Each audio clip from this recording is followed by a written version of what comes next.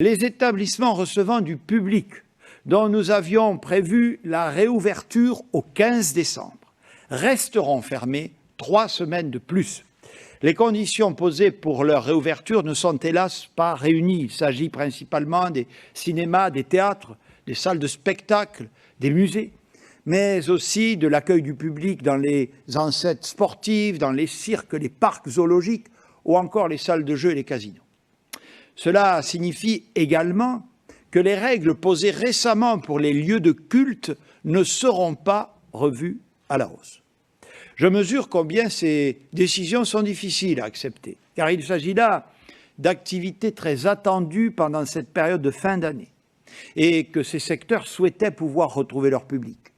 Même si tous ces établissements disposent de protocoles sanitaires, la logique que nous devons suivre est d'éviter d'accroître les flux, les concentrations, les brassages de public, à un moment où nous devons continuer de les réduire autant que possible.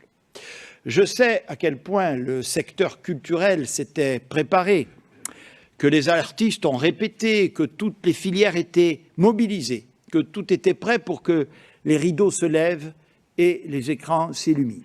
Prendre cette décision avec le président de la République et la ministre de la Culture nous a été particulièrement douloureux, croyez-le bien. Malheureusement, si nous nous laissons tenter par l'ouverture des salles pour les fêtes de fin d'année, ce que nous avons tous espéré, la situation sanitaire pourrait être pire en janvier et nous décalerions d'autant les perspectives d'un retour à la normale. Voilà pourquoi nous avons décidé ce décalage de 3 semaines pour tout assouplissement.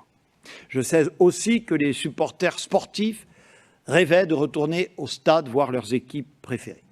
Nous réexaminerons donc la possibilité de les rouvrir à partir du 7 janvier en fonction de la situation sanitaire à cette échéance et de l'analyse que nous pourrons faire des effets des fêtes de fin d'année sur la situation épidémique.